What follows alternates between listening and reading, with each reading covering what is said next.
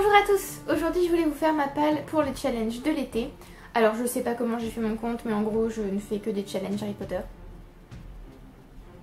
Voilà. Donc je participe au House pour juillet, donc les Ordinary Wizarding Levels, donc les BUS en français, les examens que passent les étudiants à Poudlard en 5e année. Donc il y a un rattrapage organisé en juillet pour ceux qui n'ont pas pu les passer en avril, donc en fait je suis en cours de rattrapage, donc c'est une palle extrêmement tardive on va dire, puisque c'est surtout le mois de juillet. Ensuite je participe au challenge des 4 maisons qui a lieu du 23 juillet au 7 août, et qu'en fait je me suis rendu compte que le 23 juillet c'était lundi, donc il serait peut-être temps de vous faire une palle. Et je participe aussi au Newts d'août, donc je ne sais pas, je me souviens plus, les Aspics, voilà, les Aspics en français. Donc ce sont les examens de 7e année. Par contre c'est pour tout le mois d'août. Voilà, donc c'est pour ça que la palle est un peu grande. Donc on va commencer par les Ordinary Wizarding Levels. Elle était très organisée sur ce coup là. Lol. En gros pour les avoir il faut lire minimum 2 livres. On a la mention acceptable. Si on en lit 3 on a effort exceptionnel. Et si on en lit 5 on a optimal. Outstanding. Voilà. Donc j'avais fait une petite palle. Et j'ai déjà lu certains de ces livres, mais bon, voilà, je vous les présente quand même pour vous dire à quelle catégorie je participe, quel cours je passe en gros. Alors j'ai choisi Défense contre les forces du mal. C'est un livre à propos de sociétés secrètes ou de clubs secrets. Alors je m'attendais pas du tout à ce que ce livre entre dans cette catégorie, mais du coup j'ai lu The Summer Without Men de Siri Utsvet, Un été sans les hommes, et à l'intérieur on parle d'une société secrète. Je ne vais pas vous dire laquelle.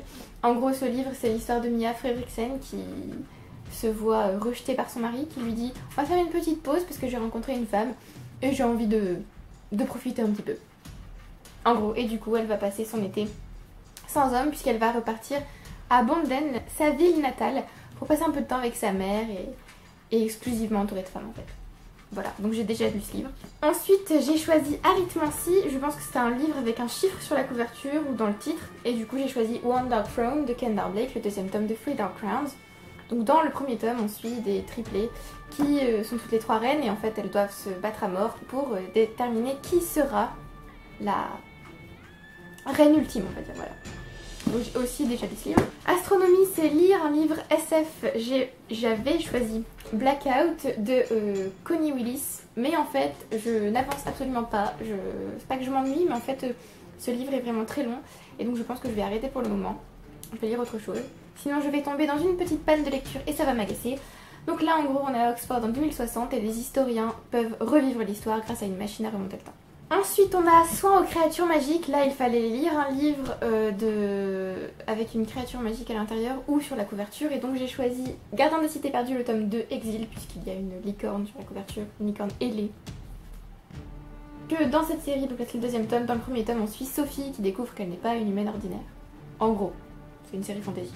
Pour la catégorie, pour le cours sortilège, l'examen c'était de lire un livre de fantasy et donc j'ai choisi The Surface Breaks de Louise O'Neill, que j'ai adoré. C'est une réécriture féministe de La Petite Sirène et c'est génial. Comme à peu près tous les livres que j'ai déjà lus en fait. Pour Divination, c'est un livre à propos de prophétie. Donc j'ai choisi House of Names de Colm Toibin. Je ne sais pas s'il a été traduit, mais s'il a été traduit, je vous mettrai le nom en sous-titre en français. En gros, c'est une réécriture du mythe d'Iphigénie et d'Agamemnon qui a dû sacrifier sa fille pour pouvoir rentrer chez lui. Et c'est l'histoire de sa famille avec Orès, Électre, Clytemnestre, tout ça. Et j'adore la mythologie, donc voilà. Ça va être génial, je pense. En herbologie, lire un livre avec un mot en rapport avec la nature dans le titre. Alors, j'ai choisi L'Acacia de Claude Simon. Sachant que c'est un livre pour la grecque et que j'ai absolument pas envie de le lire, je me suis dit que si je le mettais dans un challenge, peut-être que ça me pousserait. Et c'est sur la guerre, il me semble. 1940, 1914, belle époque, tout ça, bon. Voilà. On verra. Dans Études moldues, il fallait lire une non-fiction, et donc j'ai choisi Mémoire d'une jeune fille rangée de Simone de Beauvoir, qui est une non-fiction. Donc c'est, voilà, il n'y a rien d'autre à dire, ce sont les mémoires de Simone de Beauvoir quand elle était jeune fille. Et enfin, pour Métamorphose, il fallait lire un roman qui traite de la métamorphose et donc j'ai choisi Circé de Madeline Miller puisque Circé est une magicienne et que dans l'Odyssée elle transforme des hommes en cochons. Voilà, et ce livre est génial. Génial.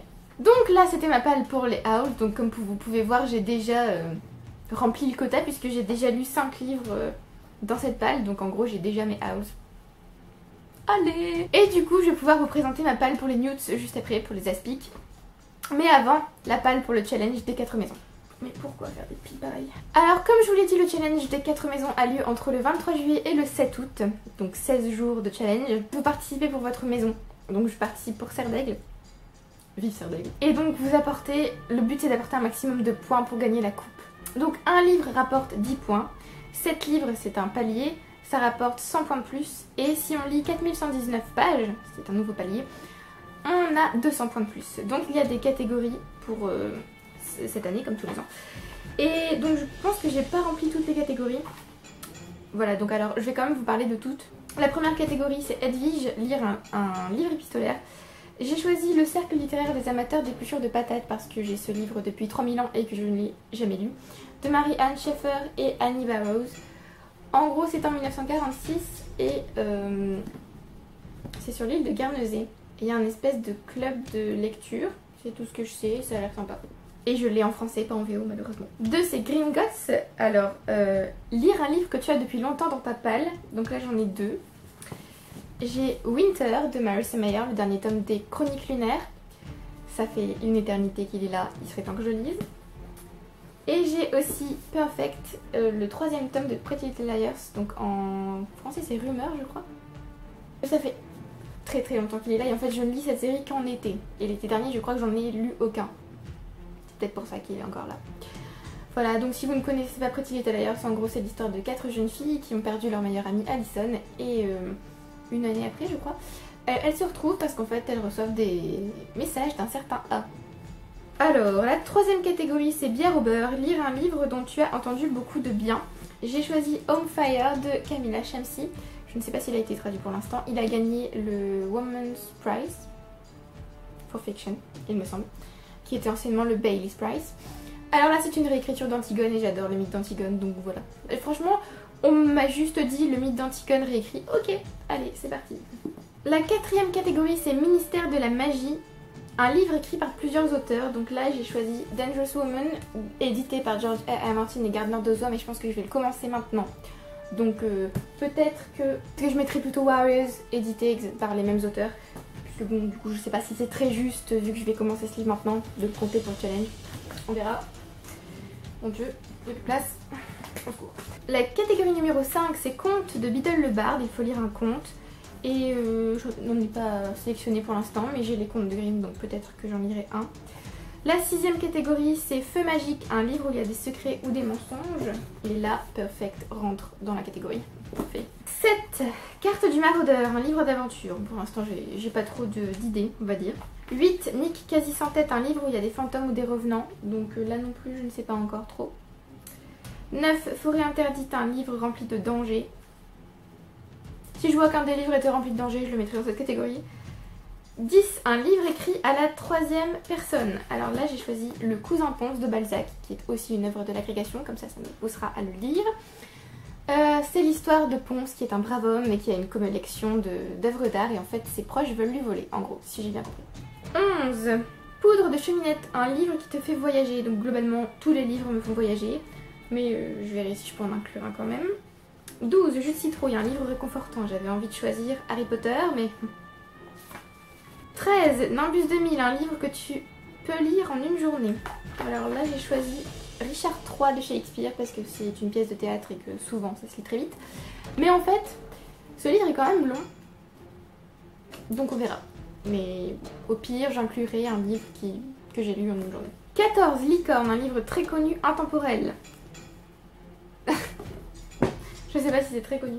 Et 15. Touffu, un livre qui te fait peur mais qui peut te plaire. Alors là j'ai pas encore trouvé non plus. J'aurais pu mettre... Il va tomber. Oh mon dieu. Je te sens, Marie. J'aurais pu mettre The Jonathan Strange and Mr. Norrell de Susanna Clarke. Voilà pourquoi il me fait peur. Mais je ne sais pas si je vais le lire. Donc bon. Et enfin la palle pour les newts ou les aspics, comme vous voulez. Pour chaque matière, il y a 3 challenges, on va dire.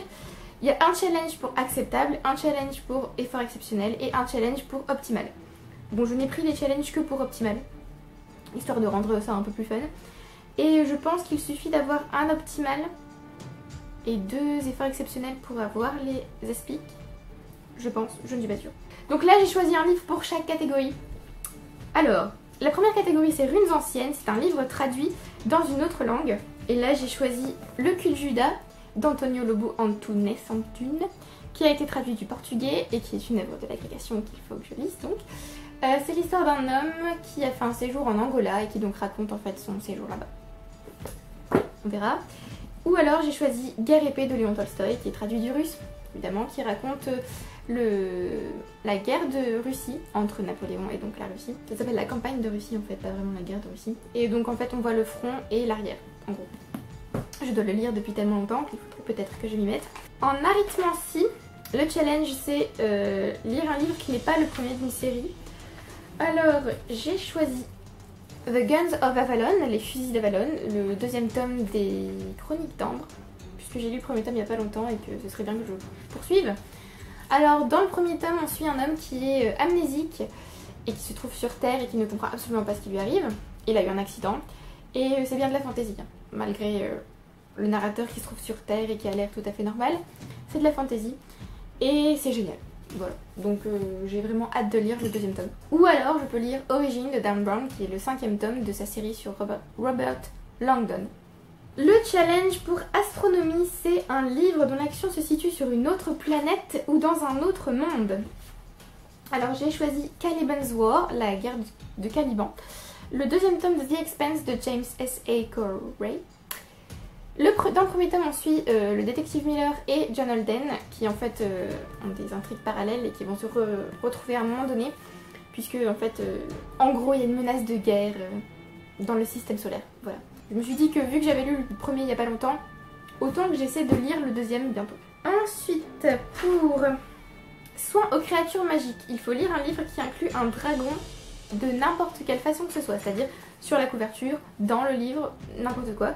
Et du coup j'ai choisi Dream Songs de George R.R. Martin. Il y a un dragon sur la couverture.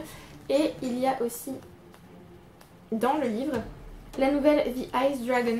Donc voilà. Cette anthologie m'a l'air géniale, mais j'ai pas encore osé la lire. Et il y a un deuxième tome aussi qu'il faudrait peut-être que je trouve un jour. Sortilège, il faut lire un livre qui va te marquer. En tout cas, tu penses qu'il va te marquer.